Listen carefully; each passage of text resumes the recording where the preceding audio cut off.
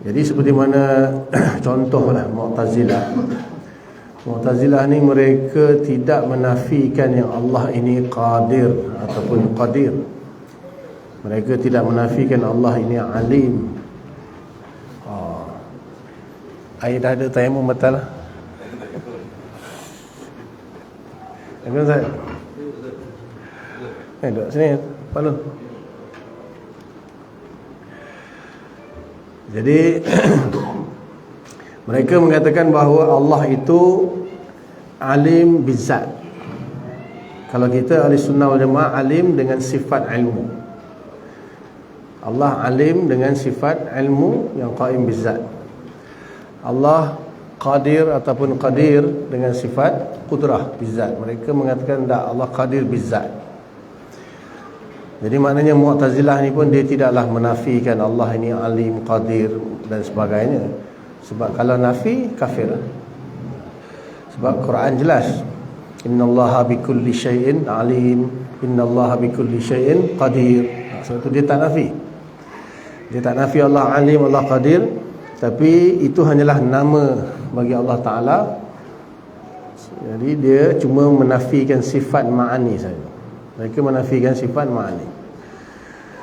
Jadi kalau kita Asy'ariyah, kalau kita tengok, kita isbat kedua-duanya. Kita isbat sifat ma'ani, dan lazim daripada sifat ma'ani itu sifat ma'nawiyah.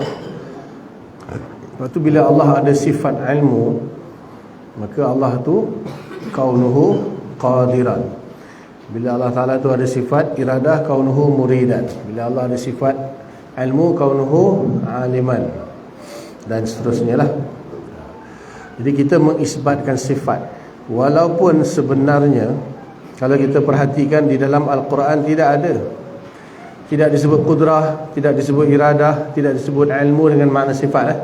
Ilmu Allah sebut tapi bukan dengan makna sifat, kan? Wala yuhituna bi syai'in min ilmihi, maksudnya min ma'lumatihi. Ilmu dengan makna maklumat. Nazala bi ilmihi, ini dengan makna masdari, bukan makna sifat. Dia Allah sebut lafaz ilmu dalam Quran tapi bukan dengan makna sifat, tapi makna lain, makna maklum, makna masdari. Sebab tu mereka Mu'tazilah mengatakan tak ada dalil sebenarnya. Tak ada dalil pun yang mengisbatkan sifat. Sebab tu mereka menolak sifat, dan mereka, tapi mereka mengisbatkan Allah alim, qadir dan sebagainya. So dalam sebab itulah mereka tidak dikafirkan. Tidak dikafirkan. Tetapi siapa yang menafikan Allah alim, Allah qadir, kafir. Sebab jelas itu menafikan Quran. Jadi walaupun kita kata sifat ma'ani itu adalah sifat yang wujudi, yang qaim pada zat Allah Ta'ala, sifat ma'nawiyah, sifat i'tibari. Bayangkan, yang nafi wujudi tak kafir, yang nafi i'tibari kafir. Dia tidak merefer kepada masalah tersebut, dia refer kepada menafikan Quran. Kalau menafikan alim, qadir, itu nafi Quran. Nafi Quran itulah yang menyebabkan kafir. Tapi dari segi sifat, memanglah sepatutnya sifat ma'ani itulah yang utama. Sebab sifat ma'nawiyah itu kan lazim bagi sifat ma'ani. Bila ada ilmu baru kata alim, bila ada kudrah baru dikatakan qadir. Dan kudrah itu sifat yang wujudi, ilmu itu sifat yang wujudi, dan seterusnya lah. Tapi alim qadir itu bukan sifat wujudi, hanya sekadar sifat i'tibari saja. Faham Jadi dalam bab ni Asy'ariyah tidaklah mengisbatkan semua sifat atau semua yang disandarkan kepada Allah Ta'ala, terutamanya sifat-sifat khabariyah yang mewahamkan bahawa Allah Ta'ala memiliki anggota seperti tangan, kaki, wajah yang kita bahas pagi tadi. Tapi kita tak nafikan lah, maksudnya tak menafikan ayat tersebut. Wajib kita isbatkan yadullah fawqa aydihim, wajib kita isbatkan. Siapa nafi, kafir. Kita wajib isbatkan wa yabqa wajhu rabbika dzul jalali wal ikram, wajib kita isbatkan. Maksudnya isbat ayat. Isbat ayat ataupun isbat wasfiyah. Isbat wasfiyah, iaitu pensifatan yang Allah Ta'ala buat pada zat dia. Tapi kita tidak mengatakan dia adalah sifat yang khusus. Sebab apa, di sini ada beberapa iskal. Kalau sebagian ulama memang mengatakan bahawa ia ada sifat ma'ani. Sebagian ulama mengatakan yad, wajah, jari ni sifat ma'ani. So bila kita tanya kalau ia sifat ma'ani, apa ta'alluq dia? Kudrah ada ta'alluq, iradah ada ta'alluq, so yad ta'alluq dia apa? Jadi lepas tu kita tawakuf. Dan sebagian ulama menambahkan sifatnya sifat khabariyah. Sifat, walaupun semuanya sifat tu sifat khabariyah. Semua sifat yang dikhabarkan oleh Allah dan Rasul dalam Quran dan hadis dipanggil sifat khabariyah. Tetapi apabila sifat itu masuk dalam yang makul, sifat yang makulat, yang boleh diterima akal, maka yang baru makul itu dikategorikan sebagai sifat khabariyah. Sebab yang makul secara adat lah bagi orang, bila kita kata tangan, dia akan pergi pada anggota. Bila kita kata mata, pergi pada anggota. Jari pergi pada anggota.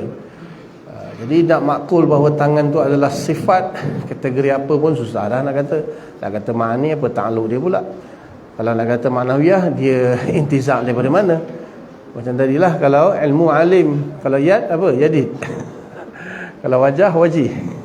Tak ada. Dalam Asmaul Husna pun tak ada. Nak kata sifat apa?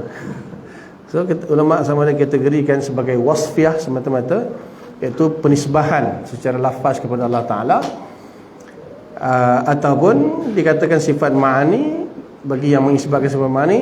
Cuma mereka cuba mengatakan ia sifat ma'ani sebab nak lari daripada mengatakan dia anggota. Lari daripada mengatakan bahawa tangan ni anggota, jari ni anggota bagi Allah. So dia kata sifat ma'ani. Tapi yang masyhur adalah sifat khabariyah. Kita tak ada nafi, kita ni sifat-sifat khabariyah. Dan Asy'ariyah mengambil langkah tak payah bahas. Ini adalah kalangan sifat mutasyabihat, lebih baik tinggalkan tanpa kita menafikan lah. Tak perlu dinafikan. Boleh dekat tu Jadi itulah Asy'ariyah dalam sifat 20 disusunlah, iaitu sifat nafsiyah wujud, sifat salbiyah, iaitu qidam baqa' mukhalafah lil hawadis kiyamuhu bi nafsi wadaniyah, untuk penafian perkara yang tidak layak bagi Allah. Kemudian mengisbatkan 7 sifat ma'ani, dan kelaziman bagi ma'ani itu sifat ma'nawiyah. Dan tanpa kita membataskan sebanyak ini sahaja sifat Allah, kerana secara ijmali kita Asy'ariyah mengisbatkan semua sifat-sifat yang sempurna, yang layak bagi Allah adalah wajib bagi Allah. Dan kita tidak mengetahui bilangannya yang sebenar. Semua sifat-sifat yang sempurna, yang layak bagi Allah, sempurna dan layak. Dia jangan sempurna saja tak cukup. Nanti dia kata Ant-Man boleh mengecilkan badan bertenggek belakang kepala nyamuk, Allah pun boleh. Sebab itu sempurna. Makhluk boleh, takkan Allah tak boleh? Maknanya semua kesempurnaan bagi makhluk, Allah lebih sempurna lagi. Ini dia orang. Ini Wahabi ni, dia kata kalau makhluk boleh buat, makhluk boleh terbang, makhluk boleh bergerak, Allah mestilah tentu lebih lagi. So dah, kita kata hanya sifat-sifat yang layak bagi Allah, yang sempurna, yang layak bagi Allah. Cuma kita memilih 20 sifat itu ataupun 13 itu kerana dalil akli dan naklinya qat'i. Dalil akli dan naklinya qat'i. Dan disepakati oleh ulama. Tak ada siapa yang berani nafi 13 sifat tersebut. Siapa nafi kafir. Jadi kita kan nak kenal Allah dengan sekurang-kurangnya sifat yang layak bagi Allah. Itulah kategori itu al-mustaghni an kulli ma siwahu wa muftaqiran ilahi kullu ma'adahu, iaitu istighna dan iftiqar. Itu sekurang-kurangnya ada sifat yang disebutkan dalam sifat 20. So kita bukan mu'attilah menafikan sifat, dan kita tidak juga menafikan sesuatu wasfiyah yang dinisbahkan kepada Allah, kecuali kalau yang betul-betul merupakan sifat yang tak layak bagi Allah, memang kita nafikan. Allah penipu, Allah pelupa, Allah sakit, Allah lapar, itu memang kita nafi. Walaupun nas sebut, kita kata ini memang wajib ditakwil. Wajib ditakwil. Tapi kalau Ibnu Utsaimin dalam kitab dia, Allah penipu kama yaliqu bihi, Allah sakit kama yaliqu bihi, sebab ada hadis kata ya abdi inni marid falima lam ta'ud ni. Wahai hamba aku sakit, kenapa kau tak ziarah aku? Dia kata Allah marid kama yaliqu bihi. Inna lillahi wa inna ilaihi raji'un. Ini melampau-lampau dalam isbat. So akhirnya pergi kepada tasbih dan juga tajsim lah. Jadi yang Mu'tazilah pun sama juga, kita kata Allah Ta'ala memiliki beberapa sifat yang wujudi yang sabit dengan dalil yang qat'i, sama ada naqli atau aqli. So kita tidaklah dan kita juga bukan pondannya Mu'tazilah Khawarij Mu'tazilah, kerana sebahagian nafi, sebahagian isbat. Tak, kita nafi maksudnya menafi sesuatu yang tidak layak bagi Allah. Sebab secara ijmali pun kita menafikan semua sifat yang tidak layak bagi Allah, yang tidak sempurna dan tidak layak bagi Allah, kita nafikan. Seperti mana kita isbatkan sifat yang sempurna, yang layak bagi Allah, kita isbatkan, dan jumlahnya kita tak tahulah, Allah saja yang tahu jumlah yang sebenar. Adapun kalau yang dikhabarkan kepada kita dalam bentuk wasfiah lah, maksudnya semua sekali. Setakat ni kitab yang paling banyak saya dah baca, kitab Amadul Asna karangan Abu Bakar Ibn Arabi Al-Ashbili, anak murid Imam Ghazali, bukan Ibn Arabi yang Hatimi yang kontroversi tu. Ini Ibn Arabi Al-Maliki yang pengarang syarah Tirmizi, Aridatul Ahwazi, dan juga tafsir Ahkamul Quran tu. Dia anak murid Imam Ghazali. Imam Ghazali sekarang Maqsidul Asna, dia sekarang Amadul Asna, 260 lebih nama-nama Allah, sifat-sifat Allah, afal Allah yang diambil daripada Quran dan hadis sahih. Dia datangkan semua ayat Quran dan hadis yang dia strike atau istimbat. 2 jilid boleh baca, 260 lebih. Itu pun kita tak kata jumlah yang sebenar itu adalah 260 lebih. Masa itu yang berjaya dicari dan Allah sendiri yang ceritakan lah. Boleh cakap tu?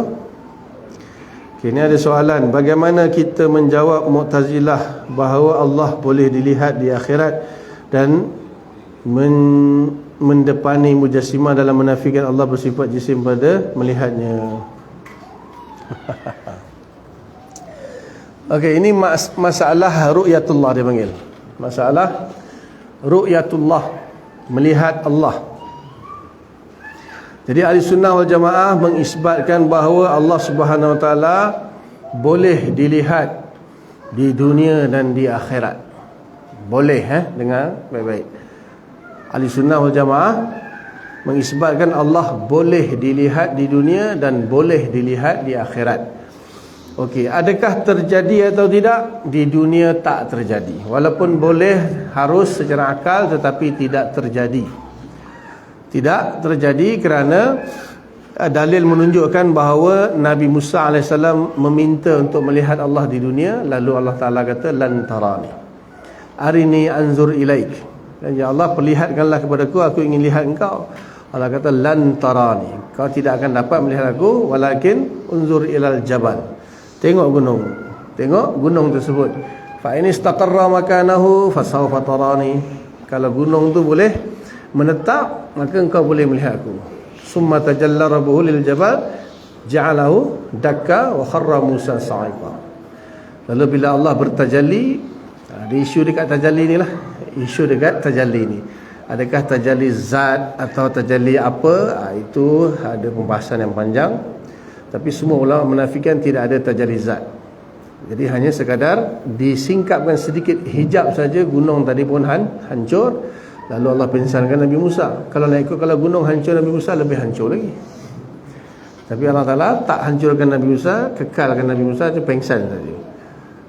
Jadi di dunia memang tak boleh, tidak boleh melihat Allah, kerana ada hadis dalam Sahih Muslim.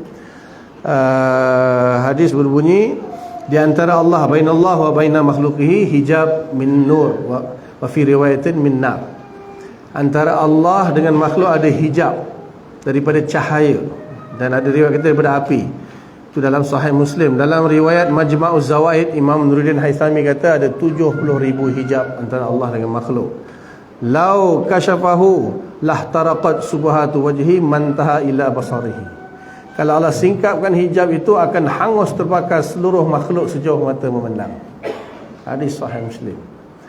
Kalau Allah singkap hijab itu, akan hangus terbakar seluruh makhluk sejauh mata memandang. Maksudnya semua sekali. Jadi di dunia tak ada makhluk pun yang mampu untuk melihat Allah Ta'ala. Tapi di akhirat nanti kita kata boleh melihat dan wajib secara syarak. Harus secara akal dan wajib secara syarak, kerana dalil Quran dan juga sunnah dan juga ijma' ahli sunnah wal jamaah mengatakan kita wajib melihat Allah Ta'ala. Antara ayatnya, wujuhun yawma izin nadirah ila rabbiha nazirah. Kemudian hadis Nabi kata, innakum satarawna rabbakum kama tarawna qamara lailatal badri fala tudarunya, wa fi riwayatin fala tudamuna. Kamu akan melihat Tuhan kamu di hari akhirat nanti seperti mana kamu melihat bulan purnama. Allah terkapung-kapung lah ke atas. Jadi dia punya tasbih di sini ada 3. Zahirnya ada tasbih kepada ra'i atau mar'i atau ru'yah. Jadi ulama ahli sunnah kata tasbih hanya pada ru'yah, bukan pada mar'i. Tasbihnya hanya pada ru'yah saja. Iaitu Nabi kata fala tudaruna, bagi satu riwayat kata fala tudamuna, tidak dalam keadaan bergebut-gebut mana tepi nak tengok. Kan kadang-kadang kan terlalu ahli syurga bukan 1,000 bukan 2,000, berjuta. Masing-masing akan duduk di tempat yang masing-masing. So, macam mana kita lah hari ni, kalau kita, malam kita tengok bulan purnama kan. Orang Johor tengok bulan, orang Selangor tengok bulan, orang Kedah tengok bulan, orang Sarawak tengok bulan. Bulan kat mana? Kat Johor ke, kat Penang ke, kat Sarawak ke, kat mana? Bulan kat mana? So masing-masing duduk di tempat masing, bulan di tempat dia lah. Tapi tasbih di sini bukan pada mar'i. Mar'i ni maknanya yang dilihat lah. Tasbih di Nabi nak terangkan tasbih pada ru'yah. Maksudnya kaifiah ru'yah itu tidak bergebut-gebut, tak perlu nak bergebut-gebut. Semua ahli syurga akan berpeluang melihat Allah Ta'ala. Allah mar'i bukan maksud Nabi menyerupakan kama tarawna tu kan. Nabi kata kama tarawnal qamara lailatal badri. Kaf tu kan adawatut tashbih. So Nabi hanya tasbihkan pada ru'yah kama tarawna, bukan sebab kal badari. Nabi tak kata macam tu, seperti ataupun kal qamari. Nabi tak kata seperti bulan. Takkan Nabi sama dengan Allah dengan bulan kot. Jadi orang yang tak faham hadis ni tu lah, dia kata macam bulan lah, Allah terapung kat atas. Okey, itu dalil lah. Okey. Jadi ahli syurga sebagai ra'i yang melihat akan diberikan satu arat khas.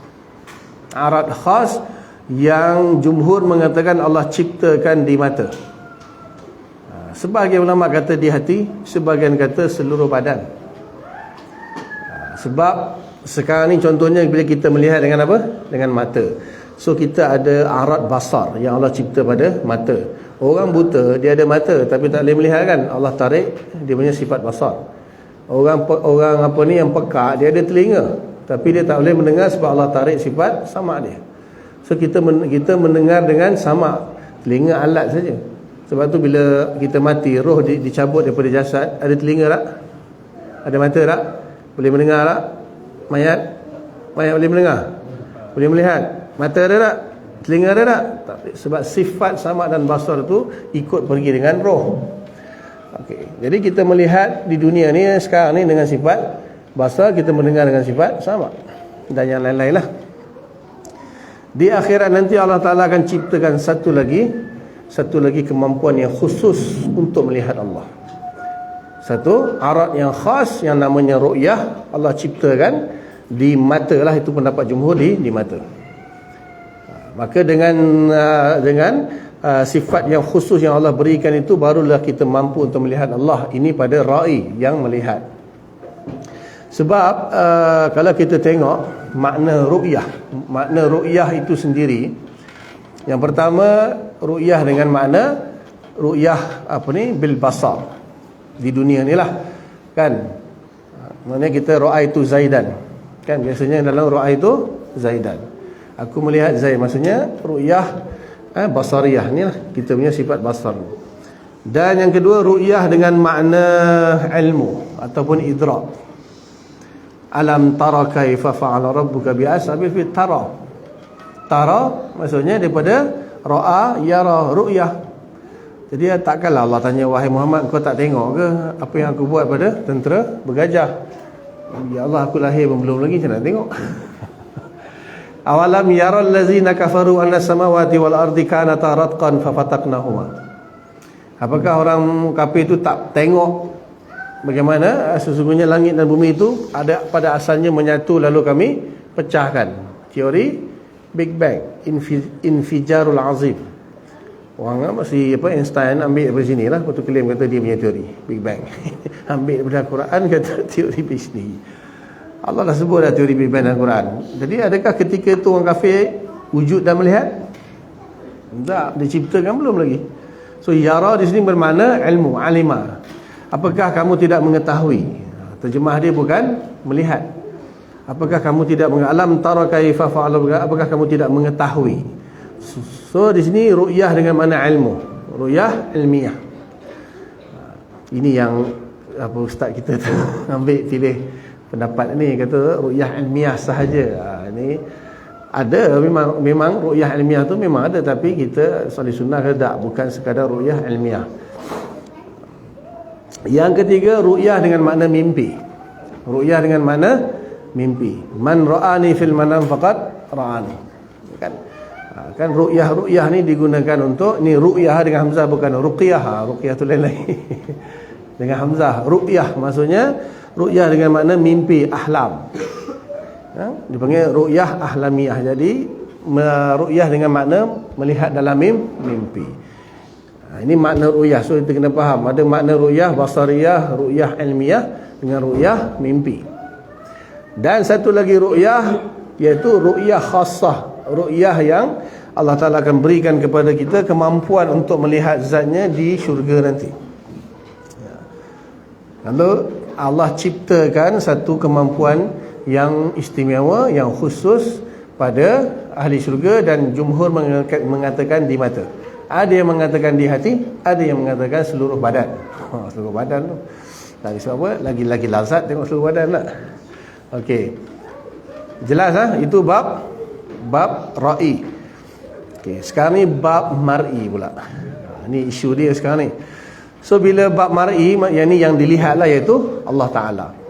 Jadi Mu'tazilah dia mengatakan bahawa Allah tidak berjisim, tidak mengambil ruang, tidak tahayyuz, tidak berarah, tidak berjisim, tidak jatuh atas Allah tu cahaya, kerana yang jatuh atas cahaya tu misalnya jisim, yang dia panggil syu'a'. Jadi oleh kerana itu maka Allah tidak boleh dilihat. Macam mana kita nak tengok benda tu bukan jisim, bukan mengambil ruang, bukan bermuqabalah dengan ra'i, dengan orang yang melihat, boleh tengok? So dia nafikan ru'yah, disebabkan dia nak mentanzihkan Allah Ta'ala. Memang betul lah, dari sudut tu dah betul, tapi dia nafikan ru'yah. Maka mereka mentakwilkan wujuhun yawma izin nadirah ila rabbiha nazirah. Ila itu mufrad bagi ala'i, iaitu nikmat. Ilan bermakna nikmat. Fabi ayyi ala'i rabbikuma tukadziban. Ala'i itu jamak bagi ila, iaitu bermakna nikmat. Jadi dia kata ila tu bukan harfu jar, tapi ila tu adalah nikmat. Di mananya pada hari tersebut mukanya berseri-seri melihat nikmat Tuhan mereka, bukan Tuhan tapi nikmat Tuhan. Itu Mu'tazilah. Dia takwilkan ayat Quran. Kalau hadis tak ada masalah bagi dia takwil, kalau bukan mutawatir dia selamba je tolak. Mu'tazilah ni dia tak perlu nak kecoh-kecoh hadis yang Nabi sebut ni Sahih Muslim. Dia kata tak patahi pun hadis ahad, tak perlu layan. Jadi itu Mu'tazilah. Yang kedua, Mujassimah, Musyabbihah, dan yang seangkatan dengannya lah, yang mengatakan oleh kerana Allah Ta'ala itu boleh dilihat di akhirat dan wajib dilihat di akhirat kerana sabit dengan dalil Quran dan hadis, maka dah tentulah Allah ada kat depan. Betul tak? Allah mestilah ada kat depan kita. Allah mestilah mengambil ruang di hadapan kita. Orang yang melihat Allah itu mungkinlah terkapur-kapur macam bulan kot bagi dia. Kan? Jadi Allah, apa salahnya mengambil ruang, muqabalah dengan ra'i semua, kemudian jatuhnya cahaya pada Allah dan sebagainya. Itulah dia, maka Allah mestilah, kalau kita nafikan Allah Ta'ala tidak berada di hadapan, maka total contradiction. Total contradiction. Betul? Dia kata tak masuk akal. Macam mana nak tengok benda yang tak berarah, tak berada depan kita? Kita ada stimulus. Itu mujaz. Oleh kerana itu dia isbatkan Allah Ta'ala akan ada kat depan kita. Apa salahnya Allah ada depan kita? Apa salahnya? Kita Asy'ariyah tidak. Kita Asy'ariyah, kita tetap Allah Ta'ala tidak berjisim, tidak mengambil ruang, tidak muqabalah dengan ra'i, tidak jatuh cahaya ataupun syu'a berlaku pada Allah Ta'ala, tidak. Allah kekal dengan sifatnya yang qadim. Ini semua sifat hudus, sifat-sifat hawadis, sifat makhluk. Lepas tu macam mana nak tengok? Kita kata Allah Ta'ala maha kuasa, maha berkuasa. Dia boleh menciptakan 1001 kaifiat untuk kita melihat dia tanpa dia perlu mengubah sifat-sifat dia dan zat dia. Dalam hadis Sahih Muslim, Nabi hanya sebut satu perkataan, wa yukshaful hijab, lalu disingkapkan hijab. Maka ketika itu semua akan melihat kepada zat Allah yang maha mulia. Itu sahaja yang diberitahu oleh Nabi. Bila tiba masa nanti, setelah Allah Ta'ala ciptakan kemampuan tadi, ru'yah dalam mata ahli sunnah, ahli syurga, maka Allah akan singkapkan hijab. Itu saja lafaz yang Nabi sebut. Allah akan singkapkan hijab, maka semua akan melihat Allah Ta'ala. Sebab tadilah hadis dalam Sahih Muslim mengatakan bahawa antara Allah dengan makhluk kan ada hijab. Ada hijab daripada cahaya, hijab daripada api, dan dalam riwayat Majma'uz Zawaid kata ada 70,000 hijab. So Allah singkapkan hijab. Contohlah kita nak memahami je sekadar takribul fahmi saja, walaupun tetap juga ini makhluk. Contohnya sekarang ni malaikat bersama kita ke tidak? Malaikat bersama kita ke tidak? Okay. Mana dia? Kenapa tak nampak? Ada hijab. Itu bukan tu macam apa muslimat pakai hijab. Itu hijab hissi, hijab fizikal. Ni hijab maknawi. Kata Imam Nawawi, hijab maknawi, bukan hijab hissi ya. Itu pun hijab hissi lah, apa purda atau tirai itu pun hijab hissi. Bukannya kita duduk balik tiba-tiba malaikat tarik tirai kan, ada hijab maknawi. Sama je sekarang ni kita dengan malaikat kita tak nampak, kita dengan jin syaitan kita tak nampak, bahkan dengan roh pun kita tak nampak. Kalau kita hadiri orang tengah nazak sekaratul maut kan, tahu-tahu dia mati je. Mana malaikat yang cabut tu, mana roh pergi, tak nampak pun.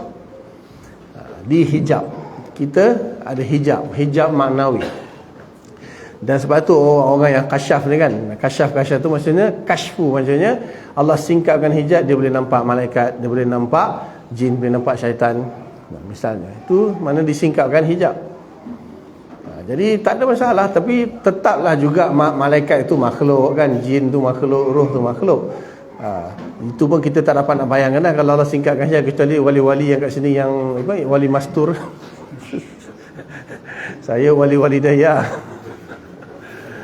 Jadi bila disingkapkan hijab, dia tahulah macam mana rupanya singkap. Tapi itu hanya sekadar singkap hijab bagi makhluk. Pun kita dah tak faham dah macam mana. Apalagi singkap hijab yang menghijabi antara kita dengan Allah Ta'ala. Tapi itulah yang kita pegang. Allah akan singkapkan hijab, maka Allah tak perlulah nak ketibaan Allah Subhanahu Wa Ta'ala diiringi dengan malaikat mereka. Ini semua mujassimah musyabbihah semua. Faham? Itu beza antara kita dengan Mu'tazilah, beza kita dengan mujassimah musyabbihah, Wahabiyah dan yang seangkatan dengannya. Kita mengisbatkan ru'yah dan kita menafikan Allah Ta'ala tetap tidak bertempat, tidak muqabalah dengan ra'i, iaitu yang akan melihat Allah Ta'ala itu, dan Allah tidak mengambil ruang, tidak berarah hadapan dengan yang melihat dan sebagainya. Itu semua sifat makhluk dan tidak mustahil bagi Allah. Tidak mustahil bagi Allah. Adalah ulama pun cuba buat juga takribul fahmi, nak mendekatkan kefahaman. Contohnya sekarang ni kan, bila ada live di sini, so yang tengok saya di depan hanyalah yang hadir. Habis yang duduk kat rumah tu, dia nampak saya tak? Tak nampak? Dia kan tengok dalam, nampak dalam skrin. Dia boleh tengok walaupun saya tak ada depan dia. Dia boleh tengok saya. Kita pun tengok World Cup dulu kan, tak pergi pun. Pergi mana? Qatar tak lawan. Final apa?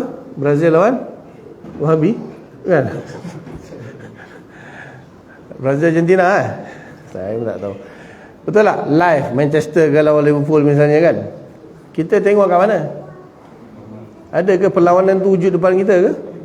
Tapi kita boleh tengok kan. Oh, tengok pakai skrin. Oh, maknanya besok kita tengok Allah dalam skrin lah. Itu namanya hasyawiyah. Sempit akal dia. Cuma nak bagi tahu kata manusia pun mampu mencipta satu alat untuk melihat sesuatu yang tak ada depan dia. Manusia mampu cipta, Allah tak mampu. Tak mampu buat satu kaifiat yang kita melihat Allah. Bukan dengan Allah mesti berada depan kita secara fizikal mengambil ruang. Contohnya mimpi. Mimpi Allah Ta'ala bagi. Kita melihat sesuatu dalam mimpi, benda tu ada depan kita ke? Kita melihat sesuatu dalam mimpi, yang objek yang kita lihat itu, mar'i itu ada depan kita ke? Kalau ada depan kita, orang sebelah pun nampak lah. Kita mimpi tidur nampak kan, apa benda. Lepas tu orang sebelah kita tak tidur, kita nampak, dia pun nampak lah. Oh, maknanya besok dekat akhirat kau nampak Allah dengan mimpi ya? Itu satu lagi asyawiyah. Maknanya Allah Ta'ala bagi satu kaifiat saja, engkau boleh lihat benda. Benda tu tak ada pun depan. Nabi banyak kali nampak Jibril, sahabat lain tak nampak. Bayangkan, maknanya tak semestinya benda tu mesti ada muncul mengambil ruang di hadapan. Allah Ta'ala Maha Kuasa. Innallaha ala kulli syai'in qadir. Maha Kuasa. Allah Ta'ala boleh buat 1001 kaifiat untuk memperlihatkan zat dia kepada ahli syurga tanpa dia perlu mengambil tempat, mengambil ruang. Orang yang kata mestilah dekat depan, ini yang terkongkong dengan hukum adat saja. Dia terbelenggu dengan hukum adat, tak boleh nak keluar-keluar. Tak boleh, tak masuk akal kata dia. Ini bukan akal, ini adat saja. Itulah tak dapat nak bezakan antara hukum akal dan hukum adat. Lalu kata total contradiction. Menurut engkau, bagi Allah apa? Allah hanya boleh buat macam ni. Maksudnya Allah hanya boleh cipta, manusia hanya boleh melihat benda di depan dia. Manusia tak boleh tengok benda yang tak ada depan dia. Itu ke? Nabi SAW melihat sahabat-sahabat solat kan, dalam hadis riwayat Muslim. Apa Nabi tengok macam ni? Nabi kata, aku melihat kamu daripada belakang. Macam mana Nabi boleh lihat daripada belakang? Ada mata ke belakang? Banyak lagi mana contoh-contoh Allah Ta'ala bagi kita, contoh bagi kita fikir. Hari ini kita boleh melihat warna, cahaya, bentuk, betul? Dan kita hanya boleh mendengar bunyi. Boleh tak Allah Ta'ala terbalikkan, kita melihat bunyi, mendengar cahaya, mendengar bentuk, mendengar warna? Boleh tak? Kenapa tak boleh? Kalau yang kata tak boleh, tu masalah dia, tak nak belajar sifat 20. Allah Ta'ala kan sifat samad dan basar, muta'allaq dia apa? Maujudat. Mana kita kata Allah mendengar warna, mendengar benda, mendengar sifat dia sendiri, mendengar zat dia sendiri, mendengar segala benda yang wujud, maujudat. Dan Allah melihat juga segala maujudat. Allah melihat bunyi, Allah melihat manis, pedas, masam, pahit, busuk, wangi, semua Allah lihat. Kita boleh lihat wangi, boleh lihat busuk, boleh lihat pedas, boleh lihat manis, boleh dengar manis, boleh dengar pedas, boleh dengar benda-benda yang mewujud, boleh semua. Allah bataskan kita di dunia melihat hanya warna, bentuk dan zat saja, cahaya, dan mendengar hanya bunyi saja. Tapi kalau Allah nak buat terbalik, Allah nak bagi kita boleh segala benda yang mewujud, kita boleh idrak dengan samak dan juga dengan basar pun boleh. Apa masalahnya? Kalau itu kenapa muta'allaq sifat samak dan basar menurut Asy'ariyah mewujudat? Kenapa tak pergi kepada masmu'at dan mubsarat saja kalau seperti mana Maturidi? Jadi Allah benda tu harus akal. Jadi kita boleh melihat Allah, tak semestinya benda yang kita lihat tu mesti wujud mengambil ruang depan kita. Sebab tu tak nak belajar sifat 20, akhirnya mahrum, terhalang daripada kefahaman. Okey, setakat tu boleh? Ya, satu lagi. Bagaimana kita menjawab Wahabi yang mengatakan ibu bapa Nabi dalam neraka? Cakap kat dia, mak bapak kau masuk neraka juga. Tengok dia ni respon macam mana.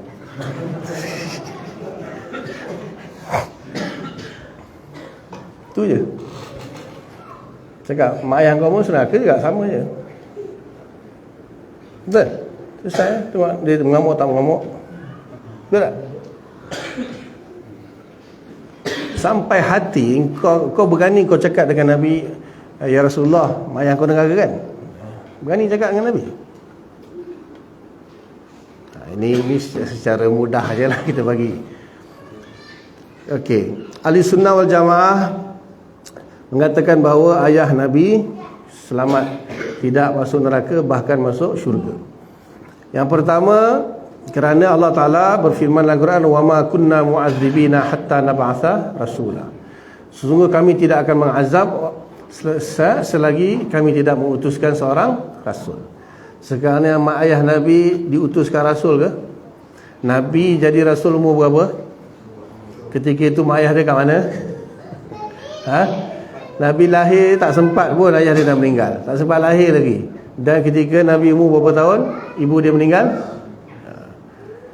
Jadi sempat ke sampai risalah kepada mak ayah Nabi? So ahli sunnah wal jamaah, terutamanya Asy'ariyah Maturidiyah, mengatakan mereka-mereka yang tidak sampai dakwah Nabi dipanggil ahlul fatrah, termasuk dalam golongan ahlul fatrah ataupun orang yang hidup di zaman yang mana tidak diutuskan Nabi atau tidak bertemu Nabi lah. Kalau kita tengok daripada Nabi Isa diangkat ke langit sampailah Nabi SAW diutuskan menjadi Rasul, hampir 600 tahun. So semuanya dipanggil ahlul fatrah. Dia ada 3 jenis ahlul fatrah. Yang pertama, yang memang berimanlah dengan Allah, dengan agama yang diwarisi daripada Nabi-Nabi sebelum. Contohnya Waraqah bin Naufal, Abdullah bin Salam, Buhairah dan sebagainya. Memang dia berpegang beriman kepada Allah. Ini confirm selamatlah. Yang kedua, golongan Hanif dia panggil. Dia orang ni menyembah berhala pun tidak, menyembah Allah pun tidak.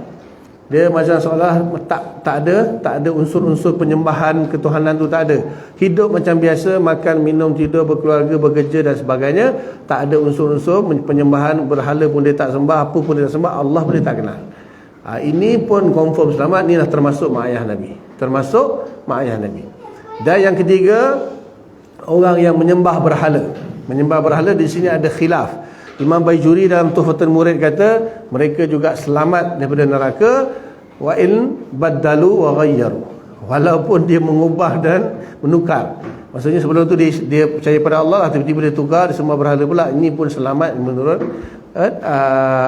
ulama ahli sunnah, menurut qaul Imam Baijuri yang dinukilkan lah. Walaupun ada sebahagian ulama ahli sunnah kata mereka neraka, sebab ada hadis-hadis, ada dalil juga yang menunjukkan bahawa golongan-golongan yang hidup di zaman jahiliah mereka mati dan di dalam neraka. Dan Wahabi ini mengambil dalil mengatakan mak ayah Nabi di neraka tu. Ada hadis dalam Sahih Muslim. Ada hadis yang seorang sahabat Nabi tanya Nabi, ya Rasulullah, aina abi? Bapa dia dah meninggal lah. Dia tanya, wahai Rasulullah, aina abi? Di manakah bapaku? Nabi kata, inna abaka finnar. Inna abaka finnar, sesungguhnya bapa kamu di neraka. Dia dengar, dia sedih lah. Lalu dia berpaling, dia tinggalkan majlis tu. Nabi kata, pergi panggil balik. Sahabat tu pergi panggil balik. Dia datang balik, Nabi kata, inna abi wa abaka finnar. Nabi kata, inna abi wa abaka finnar, sesungguhnya bapakku dan bapak engkau duduk neraka. So dia dengar, alamak, bapak Nabi pun neraka juga. So dia tasalli sikit lah. Maksudnya dia okey sikit lah. So dia orang pun ambil lah dalil tempat tu. Nabi sendiri kata bapakku di neraka. Ahli sunnah jawab. Ahli sunnah punya jawab, jawapan yang paling kuat lagi tadilah, wa ma kunna mu'adzibina hatta nab'asa rasula.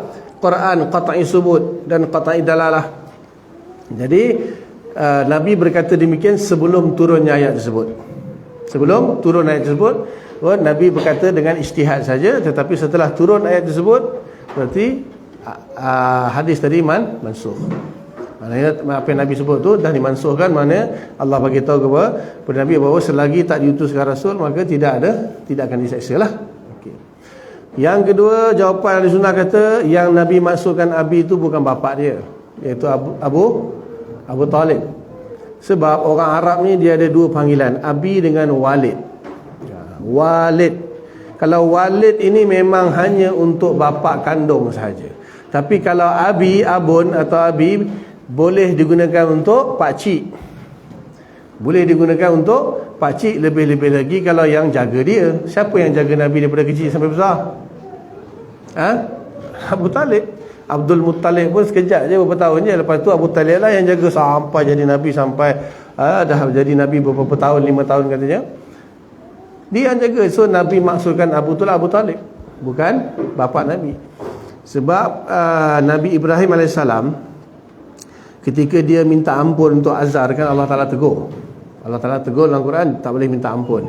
Tetapi bila Nabi Ibrahim minta ampun kepada mak ayah dia, wali walidayya rabbighfirli wali walidayya, Allah tak tegur pun.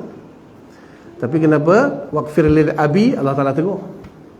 Bila guna perkataan Nabi, Allah tegur tak boleh. Maksudnya Azar tu pakcik dia. Azar itu yang cipta berhala tu, buat berhala tu bukan bapa Nabi Ibrahim, kerana dia adalah pakcik dia. Bapa Nabi Ibrahim bukan penyembah berhala. Lepas tu bila dia doa Rabbik firli wali walidayya, Allah Ta'ala tak kata pun jangan, tak boleh, bapa engkau musyrikin. Allah tak kata pun.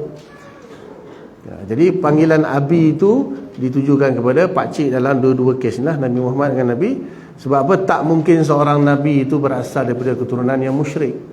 Ada sebuah hadis Nabi kata, aku dilahirkan daripada sulbi yang suci, daripada sulbi yang suci, daripada sulbi yang suci, daripada sulbi. Kan Nabi Muhammad keturunan Nabi Ibrahim sampai Nabi Adam.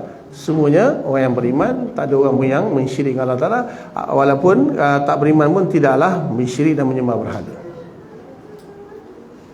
Lepas tu adalah iskal-iskal yang mengatakan habis tu Abu Jahal kata dekat Abu Talib dan Sahih Muslim ketika Abu Talib nak meninggal kan. Ketika Abu Talib nak meninggal, Abu Jahal kata, bila Nabi kata wahai pakcik ku kan, wahai Abu Talib, ucaplah kalimatun, satu kalimah yang aku akan bersaksi depan Allah untuk engkau. Lepas tu Abu Jahal kata apa? Abu Talib, takkan kau nak tinggalkan agama Abdul Muttalib kot. Jadi lafaz Abu Jahal ni dijadikan sebagai dalil seolah-olah Abdul Muttalib ni agama dia bukan agama Islam. Memanglah agama Islam Abu Talib, Abdul Muttalib belum lagi masuk Islam masa tu kan. Nabi tak jadi Nabi lagi, dia dah meninggal. Jadi tidak boleh dijadikan dalil Abu Jahal mengatakan kau nak tinggalkan agama Abdul Muttalib tu, maksudnya Abdul Muttalib tu penyembah berhala, tak. Lepas tu ada kisah pula ketika Abrahah datang nak menyerang kan. Abrahah nak menyerang Kaabah kan, keliling tu kan ada patung-patung berhala banyak kan. Jadi dia orang kata sebenarnya Abdul Muttalib lah yang penjaga patung-patung berhala tu. Ini pun dalil yang tak kuat. Ini dalil hanya dhaif, tak kuat. Dan bahkan Abdul Muttalib kata sesungguhnya Kaabah ini ada penjaganya. Dan penjaga yang dimaksud tu bukan patung di sekeliling tu.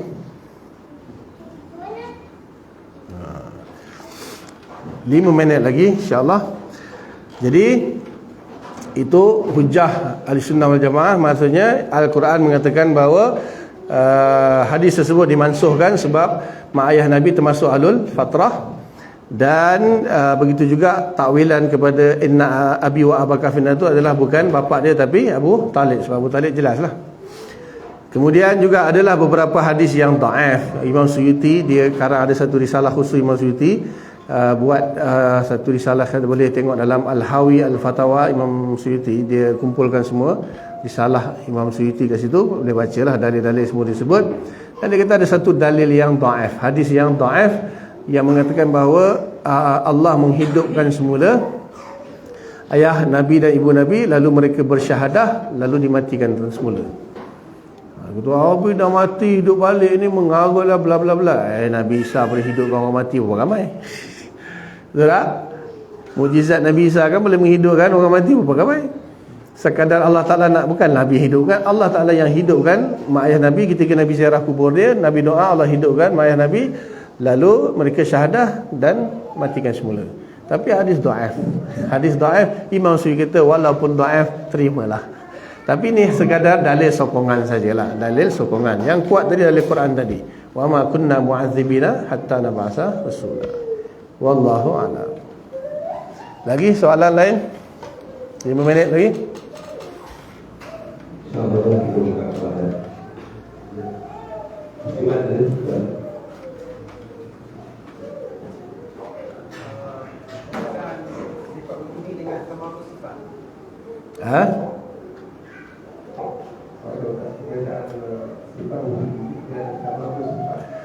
Sifat wujudi dan apa makna sifat wujudi, apa makna samaratus sifat. Okey.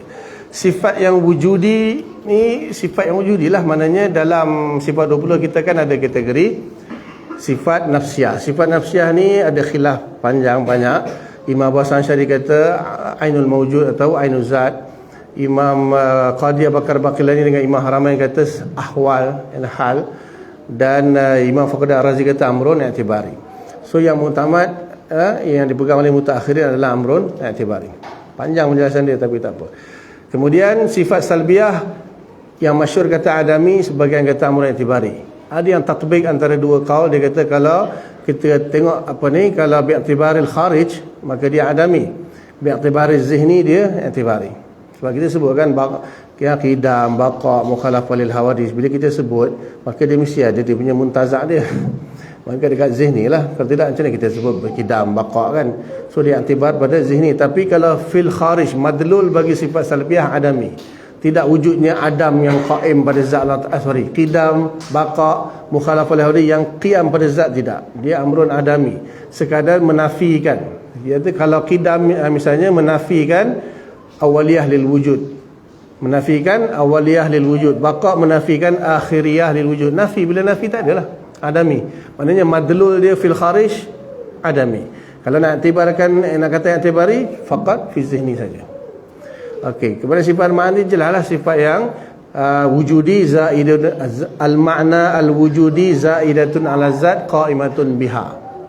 Itu sifat yang wujudi. Sifat yang ma'ani maknanya dia wujud dalam bentuk makna, qaim pada zat Allah Ta'ala.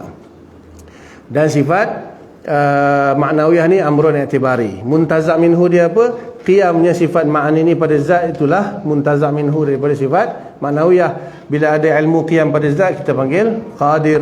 Bila qiyamnya ilmu pada zat kita panggil alim. Qiyamnya qudrah pada zat kita panggil qadir. Qiyamnya iradah pada zat kita panggil murid.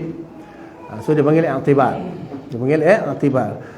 Okey, kalau samratus sifat ni istilah-istilah yang digunakan oleh sebahagian ulama. Ada yang kata samratus sifat ni ta'alluq sifat, ada yang kata wazifatus sifat, macam-macam. Contohnya ilmu apa dia punya ta'alluq dia, apa samrah dia. Ada yang mengatakan samrah dari sudut bila wujudnya ilmu pada zat, samrah dia adalah qaunuhu aliman. Ada yang kata tak, samrah ni digunakan untuk ta'alluq sifat. Contohnya qudrah at-ta'sir bil ijad wal adam, iradah untuk taksis. Kalau ilmu dengan sama dengan basar, inkisyaf. Kalau kalam, dalalah. Ada yang gunakan istilah samratus sifat tu kepada wajah ta'alluq atau jihad ta'alluq. Ada yang gunakan samrah tu maksudnya apabila qiyamnya ilmu pada zat, berarti dia kaunuhu aliman. Qiyamnya qudrah, samrah dia kaunuhu qadiran. Itu istilah ni bergantunglah kepada ulama yang nak gunakan istilah macam mana. Dia nak panggil samratus sifat ke, nak panggil talbus sifat ke, nak panggil wazifatus sifat ke, apa saja itu terpulang kat dia lah. Tak kisahlah, tu istilah.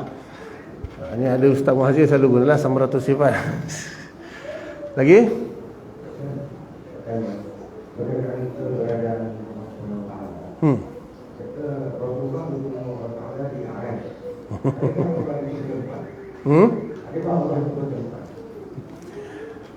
Tentang Nabi sallallahu alaihi wasallam bertemu Allah kan. Kita tak kata bertemu Allah pun. Kita kata tempat Nabi menerima solat. Tempat Nabi menerima solat 50 waktu itu ada 4 aqwal, ada 4 pendapat. Satu kata di Sidratul Muntaha, satu kata di Arash, satu kata di Mustawa, satu kata di Tarful Alam. Ada 4. Okey. Sekarang ni, adakah Nabi melihat dan berbicara direct dengan Allah Ta'ala ketika di Mi'raj? Ada 2 pendapat yang masyhur. Siti Aisyah radhiyallahu ta'ala menafikan, bahkan dia kata siapa kata Nabi melihat dan berbicara dengan Allah direct di Mi'raj, dia telah membuat satu pendustaan yang besar terhadap Allah Ta'ala. Pendustaan yang besar terhadap Allah Ta'ala. Siapa yang mengatakan Nabi melihat dan berbicara direct dengan Allah Ta'ala pada waktu Mi'raj, sungguh dia telah membuat firyah, iaitu pendustaan yang besar terhadap Allah Ta'ala. Dalam Sahih Muslim ada hadis ni. Satu lagi qaul Ibn Abbas mengatakan bahawa anna Muhammadan ra'a rabbahu bi'aini ra'sihi. Sesungguhnya Muhammad telah melihat Tuhannya dengan mata kepalanya. Sekarang kita nak ikut pendapat siapa? Apabila ada khilaf di kalangan sahabat, terutamanya Siti Aisyah, isteri Nabi yang kesayangan, dan juga Ibn Abbas, Hibrul Ummah kan, lautan ilmu. Jadi bila ada khilaf di kalangan sahabat, maka tidak ada penyelesaian. Yang maksudnya tidak, khilaf tu tidak dijadikan sebagai dipilih salah satu lalu diijma'kan di kalangan sahabat, dan berakhirnya period ataupun kurun sahabat itu, akhirnya ulama kata seolah-olah mereka ijma', mereka khilaf. Mereka ijma' bahawa ada khilaf. Bukan ijma' ni hanya sekadar ijma' sepakat ni. Khilaf pun ada ijma' juga. Maksudnya mereka ijma' baru mereka khilaf dalam bab ni. Dan apabila sahabat khilaf dalam bab ni, kekallah khilaf tu sampai kiamat. Tidak ada segenerasi yang datang setelahnya mengambil salah satu pendapat lalu diijma'kan, tak boleh. Seolah-olah sudah ijma' bahawa mereka khilaf dalam bab ni.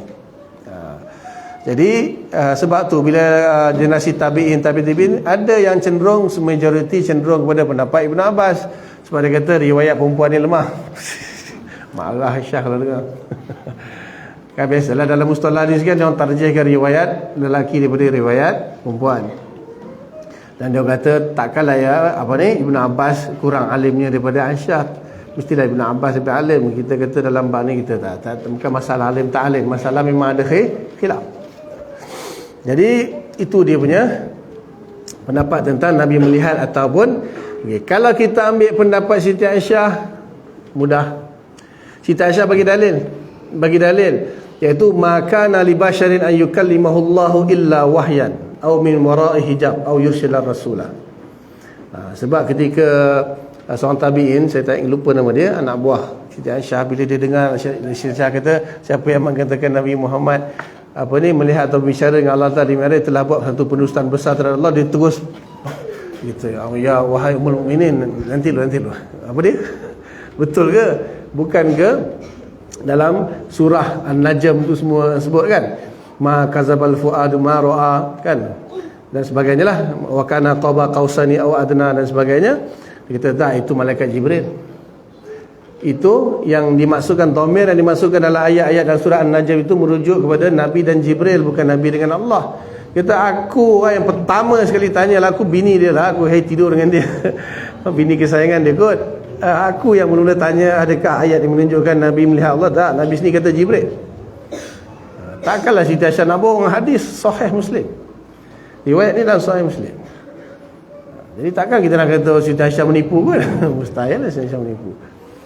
Dan dia bagi hujah lagi, dia kata barang siapa yang mengatakan bahawa Nabi Muhammad menyembunyikan sesuatu, maka dia telah buat pendustaan yang besar kepada Allah juga. Maknanya tak mungkin Nabi sembunyikan maklumat itu kepada dia. Betul tak? Kenapa Nabi tak nak cerita ke Aisyah? Kenapa? Apa masalah ni?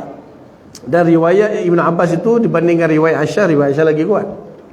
So kalau kita kata pendapat Aisyah itulah yang kita pegang lebih mudah. Sebab apa? Dia bagi dalilkan min wara'i hijab. Sebab apa? Bila Allah kata dalam Quran, ma kana li basyarin ayyukallimahullahu illa wahyan, tidak ada satu manusia pun yang boleh berbicara dengan Allah melainkan melalui wahyu. Wahyu semua orang dapat wahyu. Semua Nabi dapat wahyu, betul. Kemudian min wara'i hijab. Ini yang dipegang oleh Aisyah. Dan yang ketiga, yursila rasulah. Wa yursila rasulah, diutuskan rasul, maksudnya diutuskan Jibril. Semua Nabi diutuskan rasul. So apa istimewanya? Maka Siti Aisyah kata ni min wara'i hijab. Nabi berbicara dengan Allah di sebalik hijab. Itulah saya kata bukan iman Nabi kita bukan hijab fizikal, hijab hissi, Allah belah sana Nabi belah sini jangan. Seperti mana Nabi Musa bersembang, berbicara, muhawarah dengan Allah Ta'ala di Bukit Tursina, macam itulah dengan Nabi Muhammad di Mi'raj menurut Aisyah. Siapa berani kata Allah Ta'ala turun ke Bukit Tursina kecuali Muhib je?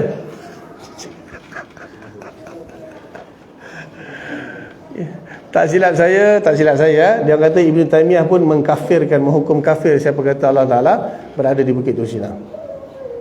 Muhib seorang je yang berani. Sama je. Tengok dalam Quran Allah Ta'ala ceritakan perbualan antara Nabi Musa dengan Allah Ta'ala. Wa ma tilka biyaminika ya Musa. Nabi Musa hiya asaya ila akhiri. Ada dialog. Nak tanya Allah ada Bukit Tursina ke? Seorang pun tak berani cakap Allah Ta'ala berada di Bukit Tursina. Siapa kata Allah berada di Bukit Tursina, kafir. Ulama sepakat. So apa bezanya Aras dengan Bukit Tursina? Apa bezanya Sidratul Muntaha dengan Bukit Tursina? Sama-sama makhluk kan? Tak ada bezanya pun. Jadi seperti mana berlaku dengan Nabi Musa, sebab Nabi Musa disingkapkan hijab kalam saja. Asy'ariyah kata Nabi Musa disingkapkan hijab kalam nafsi. Tapi Nabi, kalau kita ambil lah pendapat Ibn Abbas, disingkapkan hijab kalam dan zat. Kalau ambil pendapat Ibn Abbas, maksudnya Allah Ta'ala bukanlah berada di Bukit Tursina dan bukan juga berada di Aras. Singkap hijab. Besok kita di syurga pun singkap hijab. Itu je. Semuanya singkat hijab. Di mana saja kalau kita nak bertemu dengan Allah, Allah singkat hijab, tu je. Allah tak perlu datang ke sana ke sini, dia bukan diliputi oleh tempat, kita yang dalam tempat. So Allah Ta'ala singkapkan hijab kita, hilangkan apa semua sifat-sifat ni, baru kita nampak dia. Wallah lah, kita tak tahu macam mana kaifiat dia. Lepas tu Imam Ghazali kata, kalau kau nak tahu macam mana Nabi Musa dengar kalam Allah, kau tanya dia sendiri. Kau tanyalah Nabi Musa sendiri macam mana dia bercakap mendengar kalam nafsi. Lepas tu Imam Ghazali kata, kalau Nabi Musa cerita pun kau tak faham. Betul? Orang tak pernah makan musangking, contoh, kita tanya macam mana rasa musangking, kau cerita lah 2 jam, lepas tu dia faham lah. Oh macam tu rasa dia, macam tu. Ajak dia pergi makan, okay, kalau kita beli musangking, kau bayar belanja aku, kau makan kau sah, itulah dia rasa musangking. Betul tak? Bukan semua benda boleh dijelaskan, diceritakan, takkan fahamnya. Jadi besok kita di akhirat kita akan melihat Allah, kita akan berbicara dengan Allah, apa kita akan faham sendiri. Tunggu sabar. Kita tak pernah isbat kata Allah berada ketika Mi'raj. Ini soalan Wahabi. Habis itu Nabi Mi'raj jumpa siapa? Tanya habis itu Nabi Musa sembang dengan siapa? Pergi ke Zina. Engkau katakan Allah tak pergi ke Zina, engkau bolehlah kawan dengan Muhib. Sama je bekerja Zina dengan Aras, berbeza duduk makhluk. Allah tidak berada dalam makhluk. Ba'inun an khalqihi, tapi turun ke langit dunia tanpa meninggalkan Aras. Bizati. Itu tak contradiction tu. Itu tak contradiction. Itu beyond our comprehension. Tapi kalau melihat Allah letak ke depan, total contradiction. Engkau yang tak betul sebenarnya.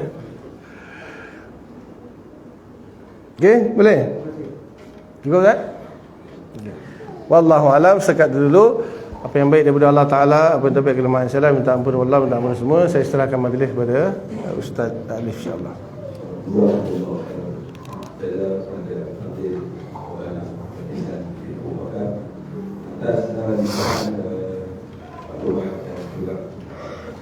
Atas